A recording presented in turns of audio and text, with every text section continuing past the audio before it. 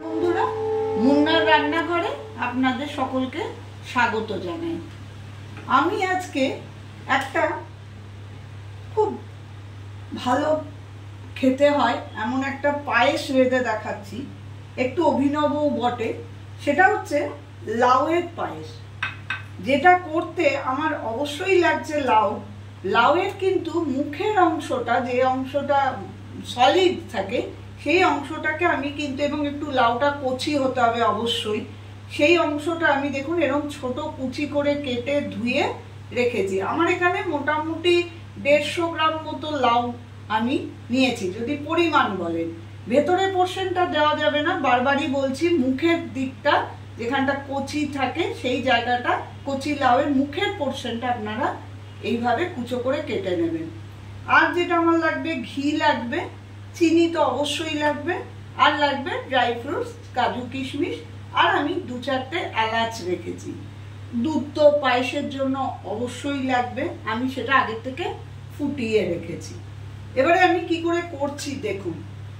আমি প্রথমে এরকম 1 চামচ ভর্তি করে ঘি, আমি কড়াইটা আগের থেকেই গ্যাসে চাপিয়ে রেখেছি যাতে গরম হয়ে যায়।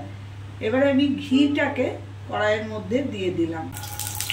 ঘিটা গরম হয়ে গেলে আমি এই যে ছোট করে কুচি করে কাটা লাউটা ওর মধ্যে দিয়ে ভালো করে ভেজে নেব। গ্যাস ওভেনটা কিন্তু কমিয়ে রাখতে হবে।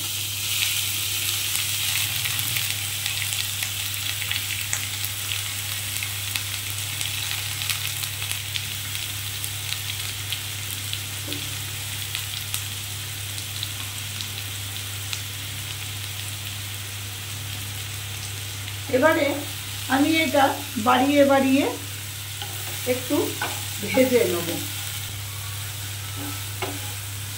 খুব সহজেই এইটা হয় আর খেতে খুব ভালো হয়। এরকম নতুন নতুন রেসিপি যদি আমার চ্যানেলে আপনারা দেখতে চান, তো প্লিজ আমার চ্যানেলটাকে সাবস্ক্রাইব করে রাখবেন। গ্যাসটাকে বাড়িয়ে 5 মিনিট এইভাবে ভেজে নিলাম। দেখুন লাউয়ের রংটা একটু অন্যরকম হয়ে গেল, ভাজা ভাজা।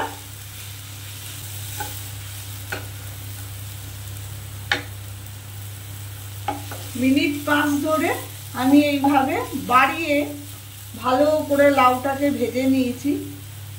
আমার লাউয়ের রংটা দেখুন অনেকটা ভাজা ভাজা হয়ে এসছে। আমি এই সময় গ্যাসটাকে কমিয়ে এর মধ্যে আমি এই 150 গ্রাম মতো লাউ নিয়েছি, আর 1 লিটার দুধকে আমি ফুটিয়ে রেখেছি আগের থেকেই।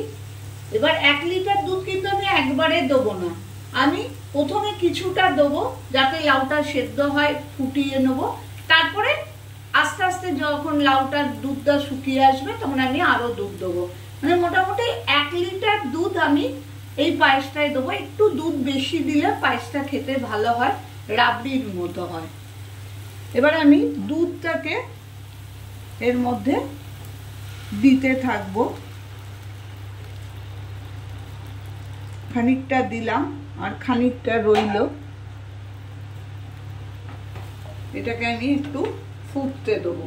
মিনিট 10 পর আমি আরেকবার খুলে দেখবো যে কি রকম আছে। একটু ওভেনটা বাড়ালাম।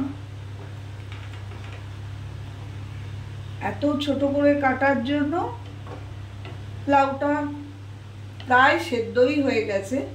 আমি এবারে 1 লিটার দুধ নিয়েছিলাম, তার খানিকটা দুধ দিয়ে এটা হয়েছিল। আমি আবার খানিকটা দুধ দিয়ে এবারে বাড়িয়ে বাড়িয়ে খানিকটা করে নেব।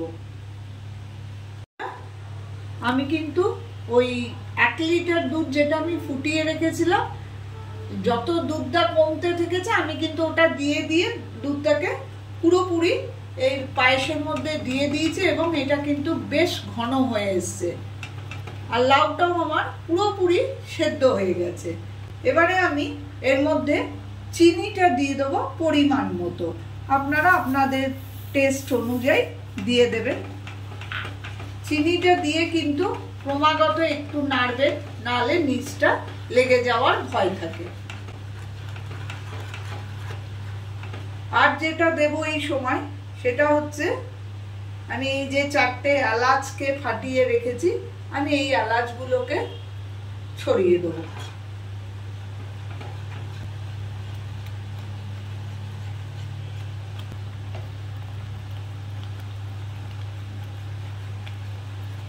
একটু পাতলা পাতলা নামাবো, যাতে ফ্রিজে ঠান্ডা করে যখন আপনি পরিবেশন করবেন তাতে আরো খেতে ভালো লাগবে আর একটু জমেও যাবে।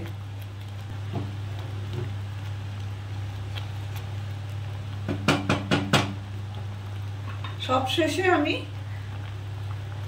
যে ড্রাই ফ্রুটস গুলো কাজু কিশমিশ রেখেছিলাম সেটা পায়েসে দিয়ে দিলাম অল্প করে, আর কিছু রাখলাম আমি উপরে সাজিয়ে দেব বলে। গ্যাস ওভেনটা বন্ধ করে দিলাম। লাউয়ের পায়েস আমার রেডি হয়ে গেছে, এবার আমি পরিবেশন করব।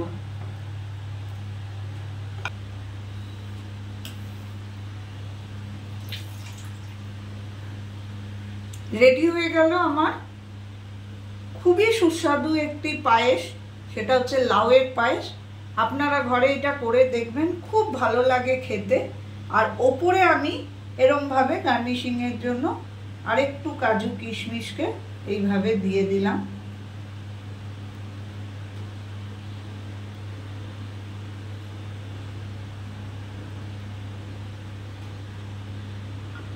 এবারে আমি এটাকে ফ্রিজে রেখে দেবো, ঘন্টা 2 রেখে দিলে এটা আরো বসে যাবে, জমে যাবে, তখন খেতে আরো ভালো লাগবে। যদি আমার এই রেসিপিটা আপনাদের ভালো লেগে থাকে আর এরকম নতুন নতুন রান্না আপনারা দেখতে চান, তাহলে প্লিজ আমার চ্যানেলটাকে সাবস্ক্রাইব করবেন আর লাইক করবেন, শেয়ার করবেন। আমি আবার হাজিরা হব অন্য কোনো রেসিপি নিয়ে অন্য কোনো দিন।